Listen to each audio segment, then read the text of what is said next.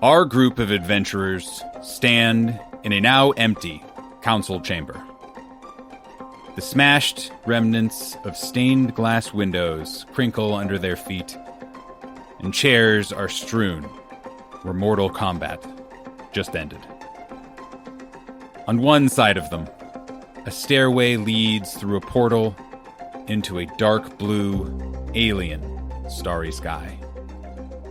On the other side of them, icy, armored, and spindly extraplanar creatures, known as the First Ones, advance upon them.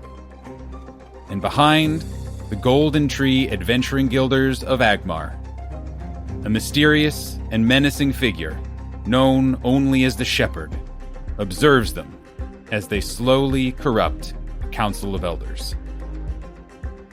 Guilders, please describe your characters in this moment of battle. So, Checkers, the Grung Druid, leaps away from Val after receiving a gold star. And Checkers is this small-sized blue frog creature with a tricorn hat, a large leather cloak, and a kilt, riding on top of his best friend, Mango, who is a medium-sized, chunky green tree frog with a big saddle on his back. And the two of them just leap away and find cover as a third frog, Billiam, flies towards the creatures with his large butterfly wings and tries to smack one of the creatures emerging from the portal. Facing you all down is a diverse crew. Previously, when you have fought these strange creatures, it has either been a single monster or kind of a mishmash of a variety. These all appear to be, we'll call them themed. For the first time, it appears as this is a group that is meant to be working together. There are two creatures kind of up front starting to advance that appear to be two torsos made of ice fused together at the side, each of them crawling with one hand, holding a sword of ice in the other. Another lingers towards the back, seemingly with an icy crossbow that is already starting to glint with malevolent icy light. Another is a semi-corporeal icy cloud creature that, even as it shifts in and out of focus, you can tell is glaring at you all. Another holds an icy lance and stares. And finally, a creature holding a scepter, clearly some sort of spellcaster, begins chanting and waving arms at you in a strange alien language you do not understand. Checkers, where is your balloon frog heading towards? Oh, I don't like the looks of that one. Billiam, go for the one with the scepter. And Billiam's going to fly down from the top of this cathedral where we find ourselves and try to smack into the one with the scepter. The Ice Mage. The Ice Mage. 12 to hit. Just misses. Ah, dang. All right. You see a bit of ice comes up to block and kind of bounce the beach ball of frog away. And as Billiam the beach ball frog kind of gets knocked away, he actually disappears as Checkers begins to conjure a bed of coral around the creatures emerging from the portal, casting spike growth underneath them. Ooh, okay. What do I need to do right now? So not right now, nothing, but Awesome. as they advance, they're going to take damage through the spike growth. Cool, and what is the area for that? 20-foot radius, so... Oh, cool. I'm going to say everyone is caught in it. Sick. Checkers and Mango are going to find cover behind a nearby broken pillar. Go get him! Casper Brightmane is a dwarf made of stone. He is a squat, muscular, well-trained figure, but his arms and his legs are encrusted in this, deep brown rock. He has a full beard, heavy armor, and around his skin are golden spirals, indicative of his bond with his patron, the Eternal Citadel. Kaskrin moves forward towards the edge of the spike growth and kind of stares down this encroaching army of ice creatures from this other plane. He is going to raise his hand forward and cast Eldritch Blast, but instead of a javelin, he is going to empower it further with the power of his patron. A golden light bow materializes from the top and bottom of his fist, and as he pulls the bow back, a number of other arrows materialize around him as he casts Twinning Metamagic to target more than one person using this spell. Ooh, okay. He lets loose this golden bow, and all of a sudden, a dozen of other arrows fire from behind him as if a legion of archers is making its way towards the back line of this group. I'm going to target the mage and the crossbow holder. Hell yeah. Sorry, actually, changed my mind. You guys are level 4 for this encounter. No. Not level 6. Too many cool things have already happened. Sorry. 17 and a 14 against the mage. 1 hits, 1 misses. Okay. And that is going to be a 23 and a 18 against the crossbow. They both hit. Did I mention these are all very cool new monsters from MCDM's Flea Mortals, and it would be really a shame if you killed them all right away, players. The mage takes 16 points of damage, Ow! and the crossbow shooter takes 9. Ow! Stop it. As a bonus action, I'm going to harden the rock around me to give me additional protection, and as a reaction, I'm going to grant Selv, a servant of the Citadel, giving you 6 temporary HP. Kaskrin, as you walk your way up to the edge of the spikes and draw this mighty bow and unleash this radiant energy, you also feel the presence of the Fortunate, the tall, lanky, undead centurion, totally encased in impressive plate mail with a stylized skull over their face. They come up and stand beside you, shield in one hand, spear in the other, and says, "We can handle this."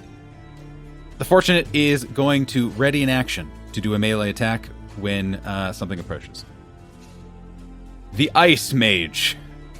There is a cascading, almost smoky, glistening snowfall of a robe, where it is misty and smoky and sparkly all at the same time, with kind of a featureless, frosty face. And it is kind of strangely humanoid, though quite tall and maybe floating. It looks over to the shepherd and says, "Oh, thank you. We do not deserve the honor of being summoned, but we promise we will ensure that these lesser creatures, these second-made, suffer as we defeat them."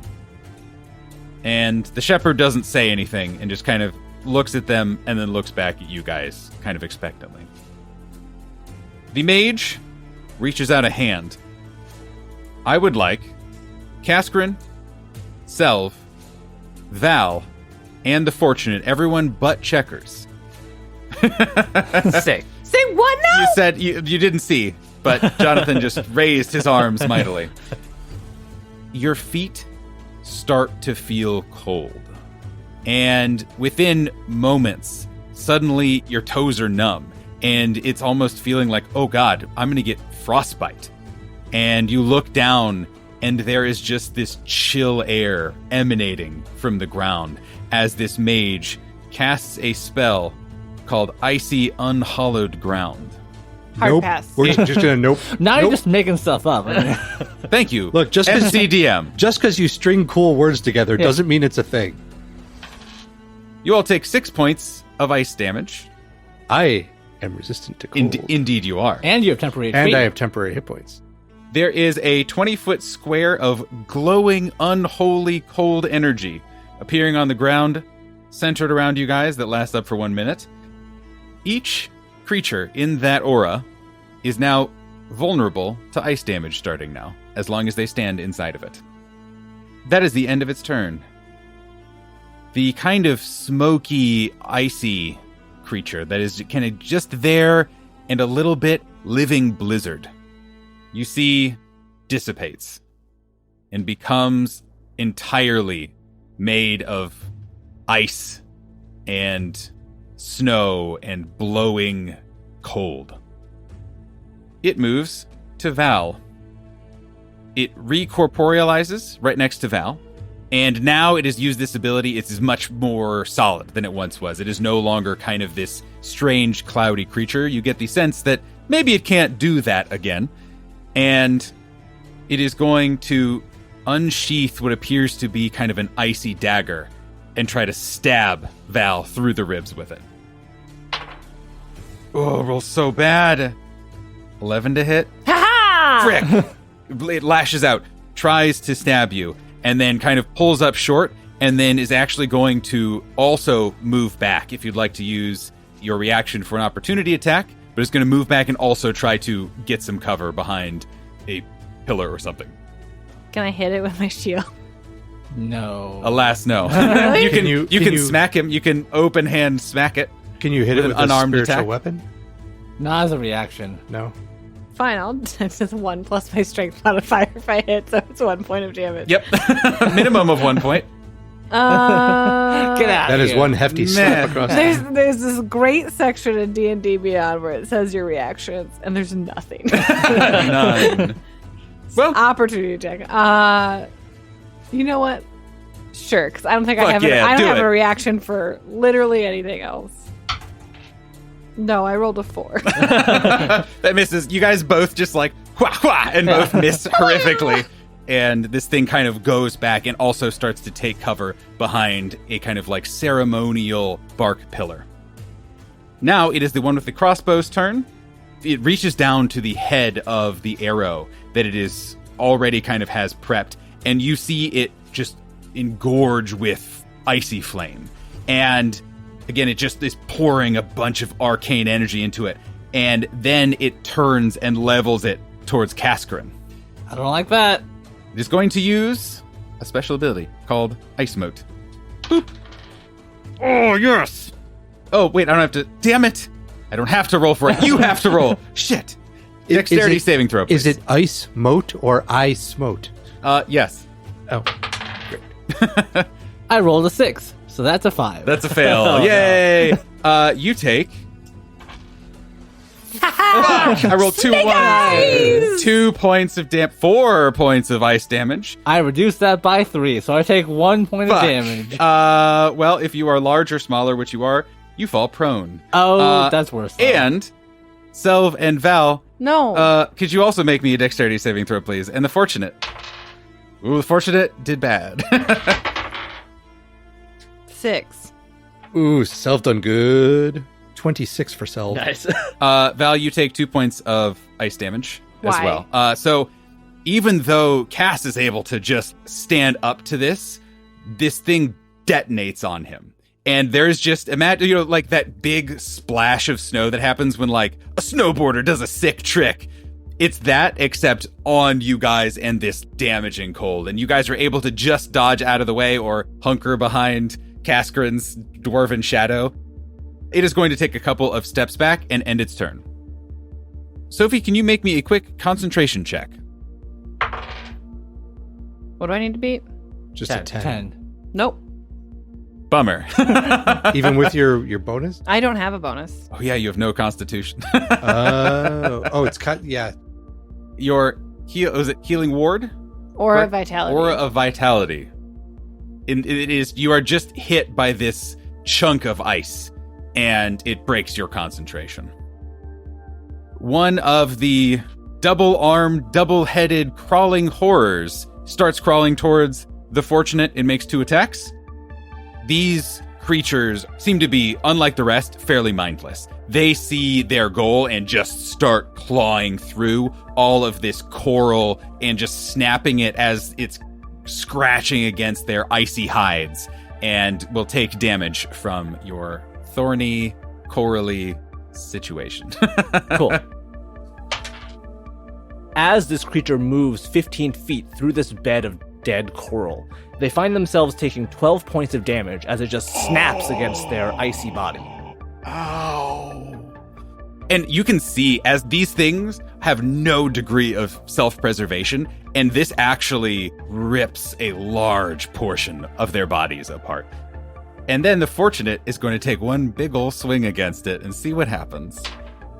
The Fortunate, between this thing just drags again. It's like a zombie movie, or like in Terminator, where there's only the top half of the Terminator, and it's just like awkwardly Coming through like the high press. speed moving through. That is the speed and just tenacity that this thing is going. And then it is just dragging itself through Checkers' spell and is just losing mass. And then the Fortunate just flips their spear upside down and just jams it straight down into it. And this thing just disappears in a cloud of ice. However, as it dies, each creature within 5 feet of this takes 2 points of ice damage. So, Kaskrin, you take 4 points of cold damage. And so does the Fortunate. Oof. It is reduced still because of the rock around Kaskrin's feet, but still, I don't like it. With Aura of Vitality down, Val will move her spiritual weapon up to the mage and use her bonus action to hopefully hit it. 20 to hit. Oh, nice. That hits. 11 points. Ow. Hell yeah. Nice. I think it's force damage. Yeah, I freaking don't know. It's like a little comet in the... Yeah, force damage. It will roll a concentration check. Frick. Yeah. You throw a snowball at me, I throw force at you. So yeah, this thing gets just fucking clocked by, I don't remember, book, goblet, large. I don't remember what I said. Mass This one of fury. is just freaking... It's the Fortunate's face. It's just a flying It's a skull, yeah. Yeah, fine skull. Headbutt. Yeah, just headbutt him. Okay. What did I do? I did a bonus action. Can I still do a cantrip then? Yeah. Go Yeah. cast You it? can cast a spell. Cool. I shall cast Guiding Bolt at it as well. Fuck me. Oh, no. 9 to hit. I have some bad news for you, Sophie.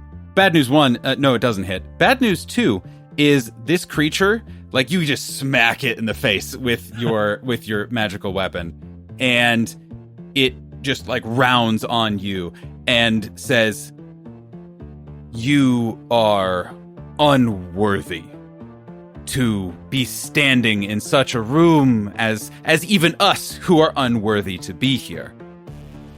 You cast your spell at it, and you see the mage kind of reach out, and as it's approaching, almost grabs some of the magic from your spell as a reaction and hurls it back at you. And you need to make me a dexterity saving throw, please, Oh, no. Can it stop being dexterity? as it uses Spell Siphon. 12. That's a fail. What level spell was that? Second. Fuck! 2 ones again! Jeez. God damn it. Well, you take 2 points of force damage, and Great. these d6s, which are the same d6s, are going in timeout. Val, who is no longer glowing with magical energy because she got hit by a freaking snowball, Yep. is shivering as far back from this battle as possible. I forgot to say she moves out of this freaking cold. Battle trigonometry's her way. If there's a pillar behind her, she's hiding behind that. She's taking a cue from everybody else. No, thank you. This has just become a little kid snowball fight where everyone's hiding behind a tree and just like popping out, bap, bap, bap. Yeah. There you go. And there you go. So, you want to build a snowman? Selv is... so I'm going to brush the little bit of frost that has accumulated on his red and gold robes, and I will again kind of like concentrate, and you can see the swirling wind kind of blow his sleeves around each of his fists, and I am going to attempt to hit the mage with the Fist of Unbroken Air. Lowest die roll is a 17 On 3 attacks. On 3 attacks. That will indeed do it. Nice. So all 3 hit. All right. You can say that into the mic, Steve. It's good. Oh, yes. Okay, so that's 11, 12, 13, 14, 23 total points Nice. of damage. Excuse me? The cold never bothered me anyway. Fan artists, you know what to do. Yeah. Selv, anything else you'd like to do on your turn? I am going to separate myself a little bit from Val. And actually, I will join Cass and the Fortunate, who I'm assuming are towards the front. Don't group together. Why would you do that?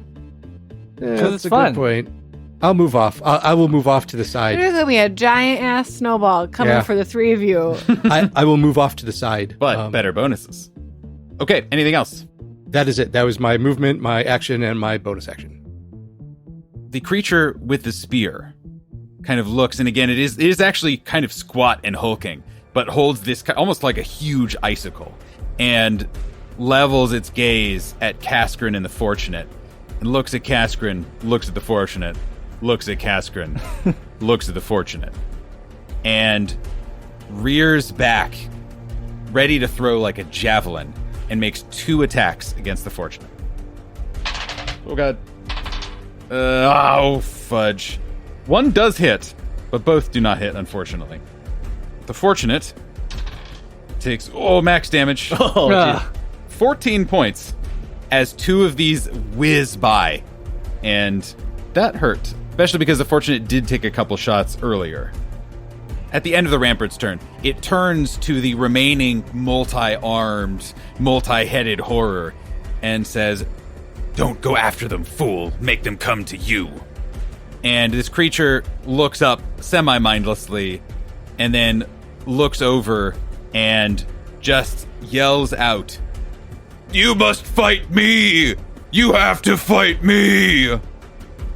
The Fortunate just looks at this creature, and you can see there's something weird happening, where this creature is goading the Fortunate to attack them. Now, it is the end of the round. End of round 1. Everyone is hiding behind pillars. We've determined this. Yep. There is a bunch of coral. There is a mage floating in the air. There are 2 ranged combatants, one with a spear, one with a crossbow. There's a crazy 2-headed creature that is taunting the Fortunate. The Fortunate is standing next to Kaskrin. Val and Checkers and a semi-incorporeal snow creature are all behind pillars. And Selv is kind of vibing on his own outside of any AoE areas. The shepherd continues their walk down the council, placing a hand on another council member. And they say, pretty good. Off to a good start. It's really nice seeing you all in action, seeing the golden tree in action. Let's up the stakes a little bit. I'll give you each, we'll say, another 2 or 3 attacks before whatever comes through. Good luck. Checkers and Mango emerge from their hiding place in this large room, and Checkers has loaded his crossbow with something special. Something that has not come up in many, many episodes, but I am pretty sure I know what you're talking about. I was thinking about it earlier today. on the way to Agmar, he received a very special item from our alchemist / inventor, Etris Pensempre. And loaded into Checker's crossbow is this pinkish roll of toilet paper with a strange vial through the center. And Mango jumps between these pillars as Checkers readies his shot towards the 2 ranged combatants with the spear and the crossbow, and lets loose this thunk as toilet paper flies towards them. And then what happens? I have no idea. It's not my magic item. So it's kind your of magic a item. mystery roll. Yeah. I always thought of it as like this sort of little wall of fire that appeared. It is essentially, kind of think of it as like a lightning bolt, but with fire. Who would you like to hit with that? Let's start with the person with the spear. I'm going to say you can either do the creature with the spear and the creature with the crossbow, or you can do the creature with the spear and the mage. How damaged does the mage look after Selv's A flurry? good amount of damage, but still up. Okay, we'll go ahead and bounce it off of the mage first before angling it towards the one with the spear. Awesome. What I'll do is I will roll a dexterity saving throw for both of them. Okay, cool. We'll do spear first. Pass. Even higher. Okay, But I will definitely still take damage. okay, cool. So both of them will end up taking 5 points of damage. Okay. They take a little bit more damage. Wow. Than you thought. Even more than you dared dream they take. And after it hits both of them, this little pile of crumpled toilet paper just burns away. Nice. And Checkers and Mango find themselves behind cover once again. Smash cut to Etris deep in his research in his weird little hut inside of Agmar. And he just straightens up and you see a little tear well up in his eye as he cracks open a root beer and continues on to work. And now, a word from our sponsors.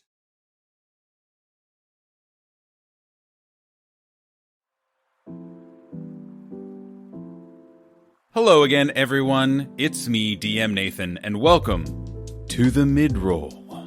This is where we remind you to follow us on all the social medias, particularly on Twitter at @reckless_attack, where we are posting memes and behind the scenes things and all the best types of promos and nonsense. And if you are enjoying and want to support what we're doing, please consider supporting us over on Patreon. It is one of the best ways to help us improve the show and let us do cool new things. If you're interested in repping Reckless Attack out in the real, actual meat space world, please head over to Redbubble and TeePublic, which you can find through our website, where we have all kinds of awesome merch, stickers, t-shirts, maybe towels, and I think maybe even like a shower curtain, all kinds of stuff, and we update it very frequently, usually with the neatest, coolest new designs and pieces of art that we've commissioned. It is also a great way to help spread the word about Reckless Attack and get cool frogs on more of your possessions, which isn't that what we all want? That's all from me, and now, back to the episode.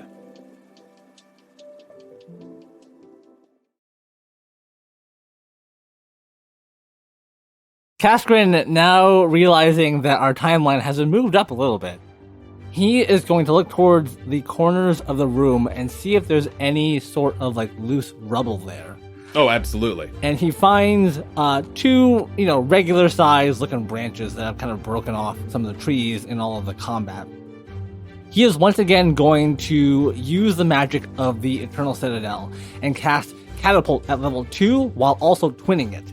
Basically trying to spear both the spear thrower and the crossbow bolt guy Yep. Hell yeah. From the sides. A Casker and smash cut. Actually, the spear thrower, as you are doing this, says, "You will target me. I am your foe. I am the worthy one. It is you who is unworthy." And both attacks need to be done on it as a reaction. Okay. And it's this feeling of kind of like you shrivel a little inside when it says it. It is just like, wait, am I doing something wrong? Hold on. And it is weirdly making you feel very small. And so you are just directing all of your focus. Like no one else is in this room other than this creature right now. Okay. As my original idea, I'm going to target both attacks towards the spear thrower. Can you please make me 2 dexterity saving throws? Hell yeah. A 15 and a 20 on the die. Geez. Okay. Both will succeed, and it will take no damage. Oh.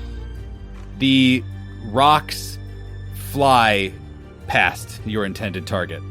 But as you are kind of in this weird turmoil, just temporarily, you feel your lucky coin glow just a little bit. Didn't help you in this moment, but it activated a little. Just for that split second. Okay. Both spears just crash into the opposite wall, basically destroying it, but doing no damage to the enemies. And that is my turn, because that was like half of my remaining resources. The Fortunate looks around them, focused on this two-headed creature that was mystically compelling it to attack it, and extends its spear. And you see this bit of necrotic energy gather at the end of the spear and fire out 2 blasts of arcane energy at this creature. Oh, What? Love that.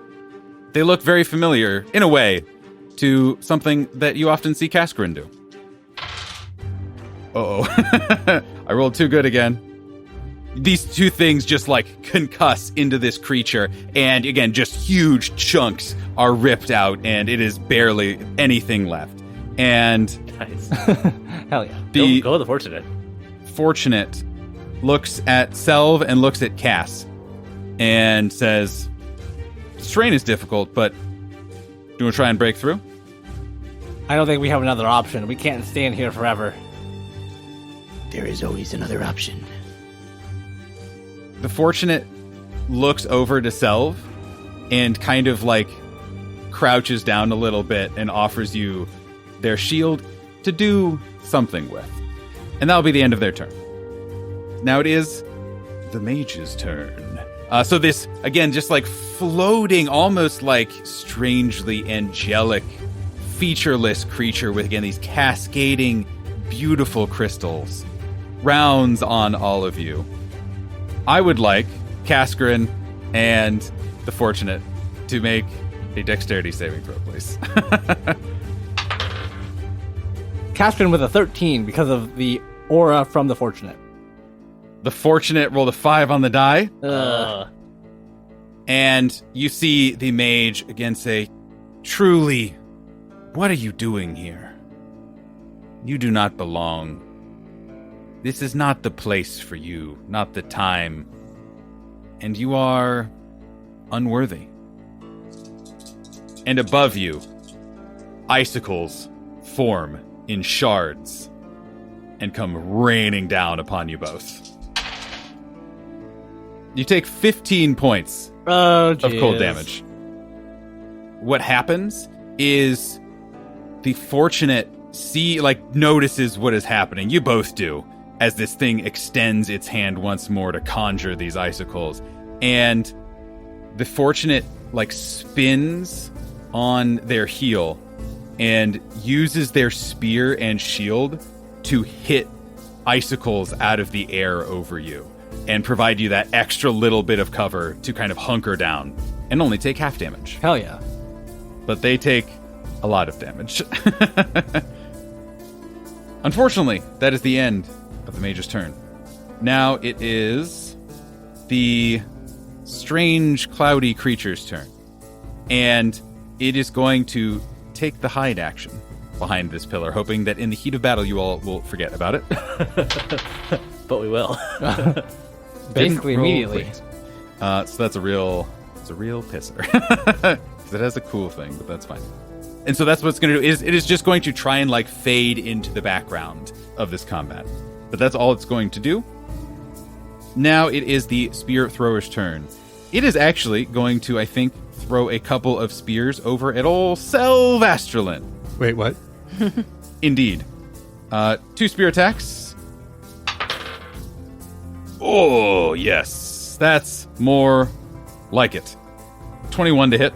I would like to use my reaction to deflect and possibly Frick. catch. Damn it.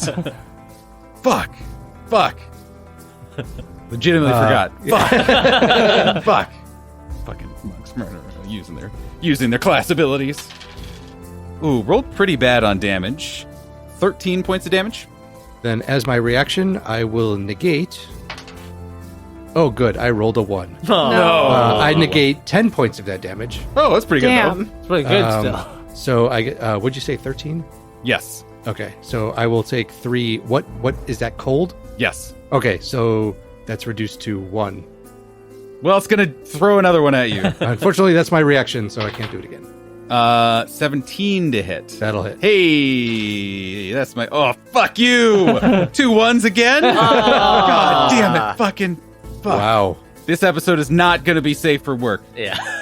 Only because Nathan keeps cussing because of his shitty fucking dice. 9 points of damage. No, 11 points of damage. 11. I rolled So really bad the first I take time, too. 5. Okay. So there goes my temporary hit points. So while they were both glancing blows, you were able to get out of the way. This creature, in the same way that some of these other creatures have challenged the other party members, now this creature kind of rounds on you and says, "You are not worthy of carrying the mantle of the great ice elemental dragons that you claim to. You are less. You are not enough. And you have disadvantage against creatures other than this creature until the start of this creature's next turn." Val will peek her head around the pillar and smack the mage with her spiritual weapon, which just keeps changing because she's mad. Fuck, a 9 does not hit. Nope. But We're really earning our explicit tag. That's today. right. That's right. This is the episode where we leave it on, where it's Yeah. like, you never know when we're just going to say fuck 18 times. I apologize. All those bad die rolls are probably my fault because all 3 of mine hit with nothing That's lower true. than a 17. That's Yeah. true. You've cursed Yeah, all, it was- including me, though. I have well, give sucked, me good vibes now I because have I'm sucked all casting the Guiding luck. Bolt at 2nd level. Fuck yeah. 17 on the die plus 7, 24 at the mage. That hits. Sick. At the risk of making you angry, it is going to use its reaction and once again try to take some of the energy of the spell and redirect it at you. Great, I have cover. Fuck everything. It's one of those days. Yeah. Yep. Fuck everything. 16 points of damage on Ooh. 5d6. Okay. I but, rolled but also 2 2s So you have- and 2 1s. You have Okay. full cover, right? My head's, I have to see them. Well, I think I guess that's probably true. It's probably still half cover. I use the reflectiveness of my Well, no, shield but you could al- like Perseus versus Medusa. but you also have your movement, so you could step out, do it. Yeah, I It's a do that. reaction. It happens immediately. No, I use my shield like Perseus. I think that still gives you a +2. Actually, it's better to be in cover because you have to make a dexterity saving throw. And if you're in cover, you get a bonus to your dexterity I saving am throw. in cover. Please make me a dexterity saving throw, and then I'll tell you what happens. Hell yeah! 17 on the die. Ooh, okay. You take 3 points of force damage. This creature kind of once again turns at you, and even though it has no features, you can tell it is looking down its nose at you and trying to make you feel small. It, much like last time, extends its icy hands and starts siphoning magic, and even as your bolt hurtles towards it, it redirects some of the energy back at you. You're able to duck behind the pillar, and when you emerge, what does it look like when you kill Hell yeah! Oh. this mage? Val is just feisty. She's mad. Her plans went to shit immediately. And her guiding bolt surges forward and still being that like light blue almost transitions into an ethereal fireball, and as it connects with the mage, it swirls in the smoke, and one of the swirls comes back to her and hurts herself. But as it does like one rotation, it just carries the mage off and dissipates it Fuck into yeah. a mist. Fuck yeah. Selvastelin. All right. Which is the one that I am supposed to be essentially compelled to attack? The spear thrower. The spear thrower. And is the spear thrower standing next to any of the other ice type creatures? It's kind of by itself. It hasn't really moved all that much, so it depends on how close you're looking, but everyone's kind of spread out, levitated away, or are dead. Okay. Selv will kind of reach into a small pouch he's got on his bag and pull out the potion given to him by Etris of do fire on them, and he will take it, heft it just a little bit, and then throw it, trying to give it a nice arc so that it will smack into this creature. And hurl. 11. That is a miss. It would have done 4d6 plus 5 damage, so it does half. Unfortunately, did not throw it quite well enough, but at least it shatters and sprays fire in all directions, and it does hit this creature for 18. But they made their save, but hopefully they're vulnerable to it. That they are. They take a good amount of damage, and that was the first time that they've been hit, but ouch. Ouchie wawas. You have been weighed, you have been measured, and you have been found wanting. And you're on fire. So I am going to lock eyes with the Fortunate as they ready their shield, and then I'm going to run at them and jump onto their shield, and just for a second hang there as they then hoist me into the air and throw me over the coral. As I'm kind of tumbling through the air, I'm going to do a backflip and land next to that spear creature and take my bonus action of patient defense as I take a step backward and kind of bring my arms up into a defensive position and ready for any kind of incoming attack. Cool. The crossbow person, I think, is going to shoot at Checkers. Got it. And you have cover, right? Yes, I do. So I'm currently hiding behind some broken branches on the ground. Does a 17 hit with cover? It does not. You see a crossbow, this like icy crossbow bolt, ping into the column of like wood that you're standing behind. Mm-hmm. And you hear presumably some sort of curse in some alien, horrific language as it is glaring at you and shakes its fists. Frog. And then the second strange two-headed creature loses control of itself and goes after Self, but takes damage going through and dies, but exploding on Self. Oh, no. It does cold damage. It only does 5 points of cold damage. Is there a... Nope, it just does damage, but So, it's 5 points 5, and you have it. so 2, okay. That's the end of round 2, he says, making a check mark on his little note card. The shepherd looks kind of around, had been mostly watching you guys, and the shepherd is like, getting it down to the wire. You're getting really close. But I believe in you. They look over to the portal, and you guys follow their gaze. The shepherd says, you know, I've always really liked Deepwood. I really hope you guys can save it. As you see an outline of something start to fill the portal.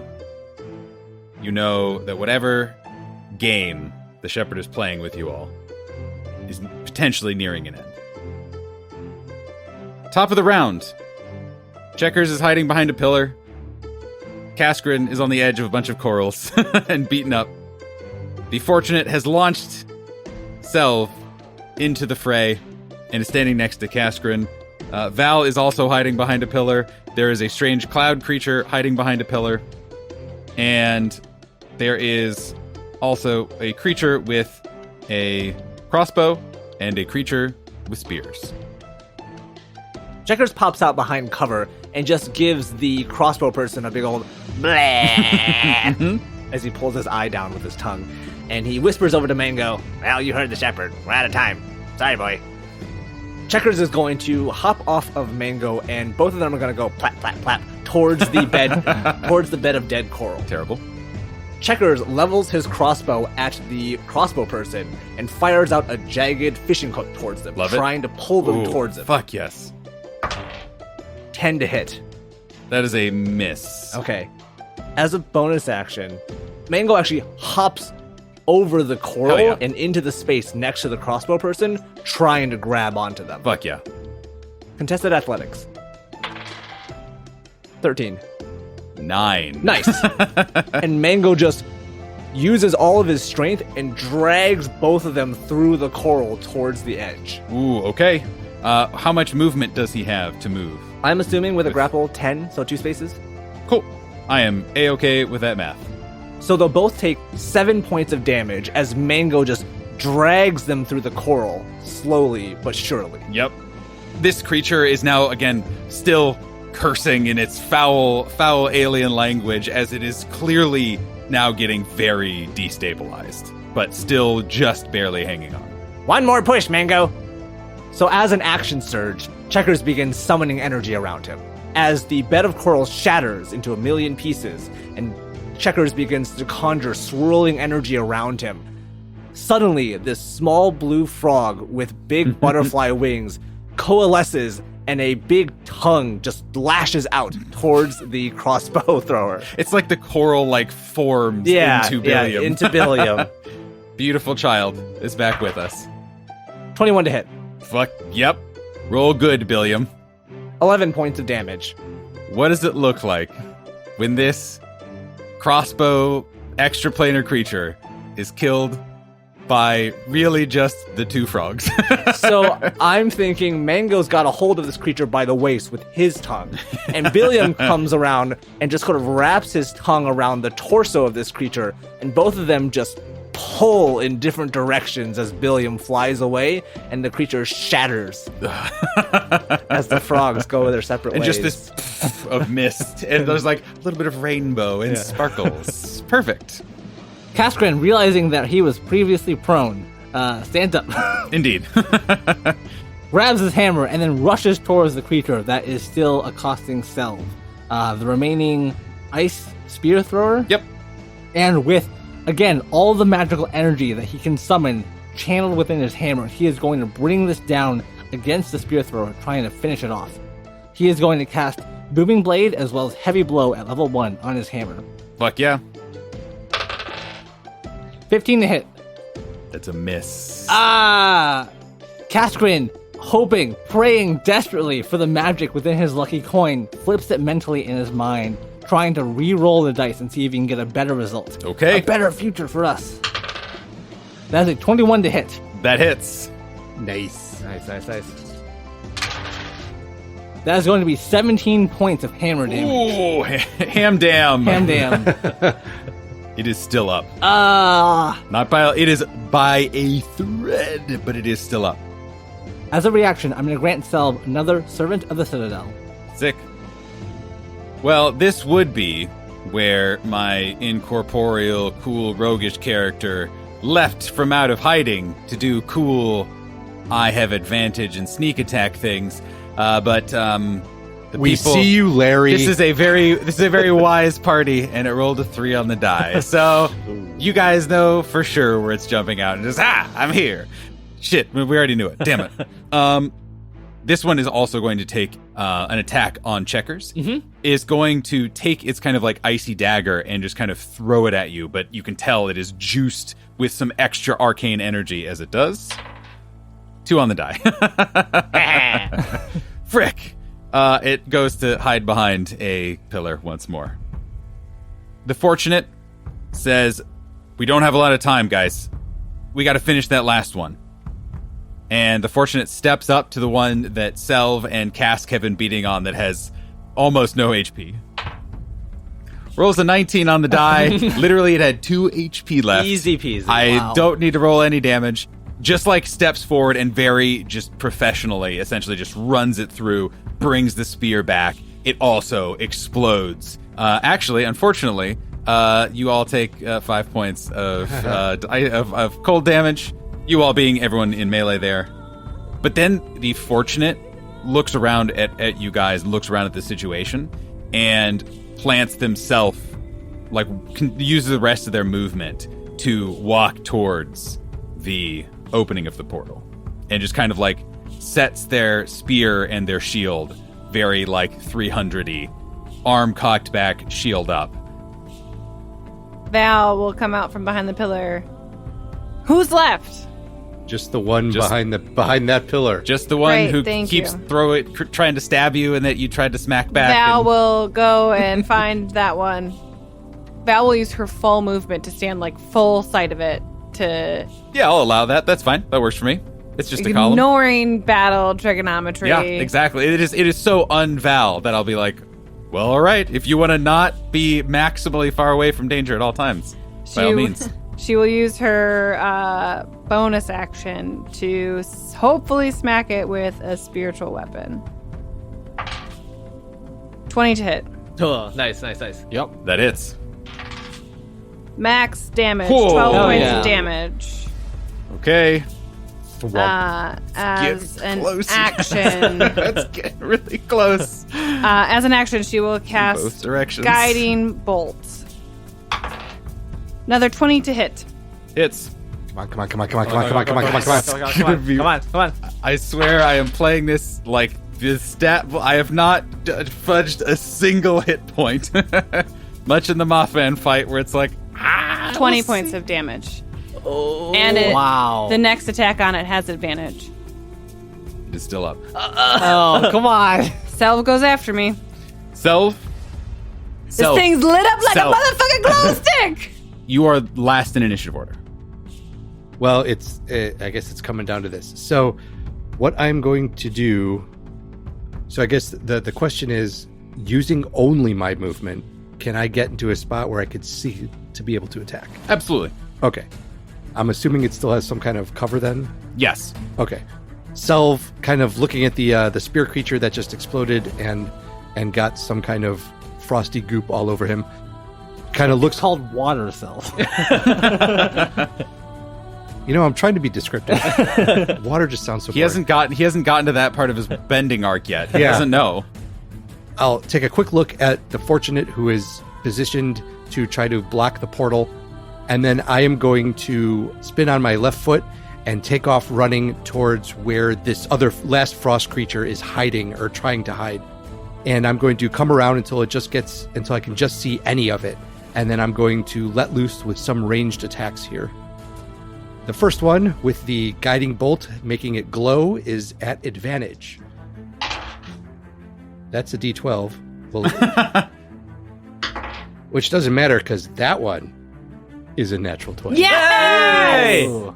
So for the first attack, Selv comes around, sees this kind of weird shape behind the pillar and gets as far around the pillar as he can until he can see more of it, and then just kind of skids to a halt and brings his arm back, and just the vortex of wind just starts whipping around his fist, and he just punches forward and hits this creature for 9 points of damage. Selv, what does it look like? When you kill the final creature that has been summoned through this portal. The cyclone of air slams into this last ice creature. It stumbles backwards, and for a second, its body language is kind of that of, I was hiding. How did I still get hit? Until then these kind of cracks start to form in its body, and then it just kind of shatters into a cloud of like ice, snow, and little almost like glittering effects as the ice kind of like it frosts over in the one spot where it was standing. Your final enemy falls. You all kind of spin on your heels, out of breath, desperately making sure that you haven't lost something, haven't missed someone, but everything is still. You see through the portal this huge shape continue to bear down on the portal. But you hear a voice ring out. Well done. As the shepherd looks over at you, having moved down a few more council members, and fiddles with their lantern a little, and kind of clicks it into place, and the portal closes. And they say, that was close, but that really brought me back. That was amazing. Please, come with me. We can continue this battle of wills, or we can talk, or we can do whatever. And they reach a hand out as they kind of still have a hand, not on a council member anymore, but actually just resting on a branch of the tree that is connecting all of the council members and just looks out at you guys. Val will look towards the party as she's utterly exhausted, but there is a glint in her eye at the opportunity. Val saw where the shepherd and the council are in the grove, but also she has so many questions. And this is an opportunity for answers. It's not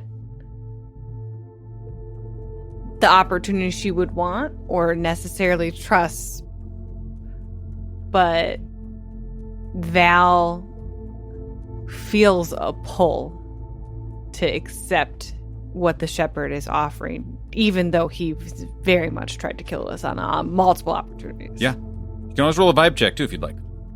Vibe check. I rolled a 2. She's tired. It's, hard to say. Like, this mortal is so fucking weird that, like, who knows? At least as far as Val's concerned, like... She normally reads the eyes and they're glowing. Yep. It's hard. The shepherd would even say, I sense, of course, I sense your hesitancy. It's not a requirement. I have enough information to get what I want. I don't have all the information. There's still victory to be had. You could slow me down. You could fight back. Have questions answered. You can be heroes. But I understand this is a strange offer. And Kaskrin says to the shepherd, enough is enough. You've toyed with us. You have what you need. There's nothing we can do to stop you. Just go. And the shepherd kind of just like solemnly nods a little bit at that, but looks at the other two. As Billiam deposits Checkers on top of Mango, Checkers looks over towards Val, and for the first time, you can see like the little gears in his head start turning. And he says, "You know what? I've got some questions of my own. Let's go, Val." It's always up to Self. Yeah. So Self kind of looks at everyone, and then his gaze finally falls on the fortunate. We cannot go now. We have one opportunity to help those we promised to help. We cannot leave them. Who are you trying to help with your quest? That is so pressing. And actually, Self will look back towards Cass, and in kind of a do we want to say anything kind of look. Val will cast Mind Link to Cass, saying, I don't trust the shepherd, but we could slow him down and potentially save the council. I've seen the grove. It's a spectral, like you said, a demiplane. I don't think we would actually leave. We would be semi-present, like both the council and the shepherd. We could help save them and get answers. And Casper knows that this is probably still the best opportunity to get information from about anything, about why the dragons are back, about why the saints left, about his own powers and the Eternal Citadel. It's just getting them from him, from the shepherd, from someone that we don't know, who's tried to attack us, who's tried to attack our friends. But hearing Val's voice in his mind, something clicks into place where if we stay, there's nothing we can do. But if we go, we still have a chance to slow him down. And so his face sort of relaxes from that hard battle stance, closer towards recognition, and he looks at Selv one more time, back at Checkers and back at Val. And he thinks about the lucky coin around his neck. And he says back towards Val in his mind link, fine. I don't like it, but you're right. We need answers. This might be our best chance to get them. Once Val has that from Cass, she will walk forward and kind of gather the party behind her, make one last look to make sure the Fortunate knows what's going on. So the Fortunate has been hearing this and has been quiet the whole time. They are usually content to just kind of let you guys lead. This is your quest. They are a soldier. They are happy to just kind of support you however you guys need or want to be supported. But the Fortunate in this kind of looks at you guys, especially as you're kind of like, I'm imagining you guys are like looking at each other and kind of like nodding. And there's just that little shift in the group that kind of is saying, maybe we're considering this. The Fortunate looks at you guys and says, I'm with you guys wherever you decide to go. I'm not going to be left out of another fight. Time to go be heroes. With this shift in energy, Val will lead the group towards the shepherd and extend her hand to take theirs. As you all link up, and Val's hand meets the blue, shining one of the shepherd, the five of you are hit with an absolute tidal wave of arcane power and personality. Reality gives way to somewhere else. For a few moments, you catch only glimpses of where you are being transported to as your mind, your body, and your heart are filled with pain and emotion. Grief, sadness, anger, and more grab hold of you and take your breath away. You aren't sure why you feel this way, but your senses tell you that you might feel this way forever. You reel and become aware that your feet are wet. You are suddenly standing in a pool of water in front of a small cascading waterfall.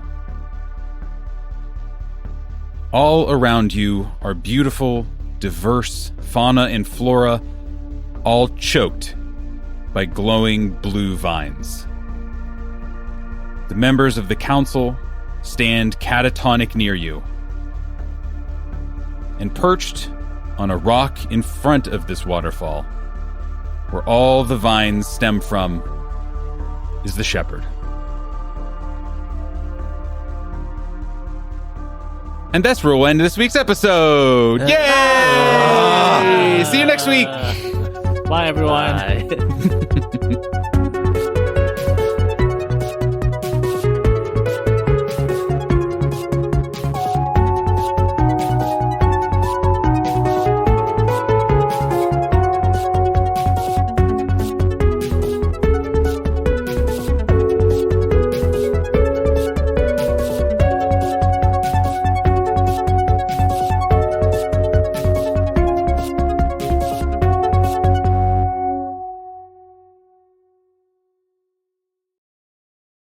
Did any of you watch the did you watch the D&D movie that came out with was it No. what's his name? Irons.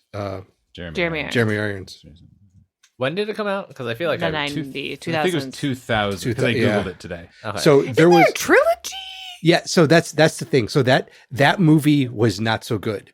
right. They did a direct like a made for TV movie, which was actually much better than the other one. And it's kind of silly, but the parts that stick out are like there's this guy. He's supposed to be really evil, so he has like he's basically feeding people to this creature that he has, and the things that he's feeding to the creature, you just see a bunch of dead drow like hanging upside down in this thing, and I'm like, oh. Well, all right, he's not It's not so bad. he's not that bad, Yeah. you know. Hmm. I feel like I've seen that movie actually. Yeah, right. Like Yeah. we've seen that one. Yeah. It stars one of the same guys from the movie. Ends up like the guy that has that creature put inside of him that then like turns him into some kind of like weird undead type thing in the original. bald guy from The Mummy. Yes. So he's in that made for TV version, and Dwayne I The think Rock Johnson. No. He's from The Mummy 2, thank you, or The Okay. Scorpion King, and he's not bald in them. Okay. This is Brendan Fraser? no, Brendan Fraser's not bald in it either. The Rachel Mummy. Weisz? He's the Mummy. The Mummy from the film The Mummy. From the film The Mummy. From the 1999 No, hit Cinematic masterpiece. Yes. that is him. Oh my That god, is him. that is him. Yeah. I know The Mummy. I don't know this actor's name. And I'm sorry. Not to any of you, to that actor. Right. Yeah.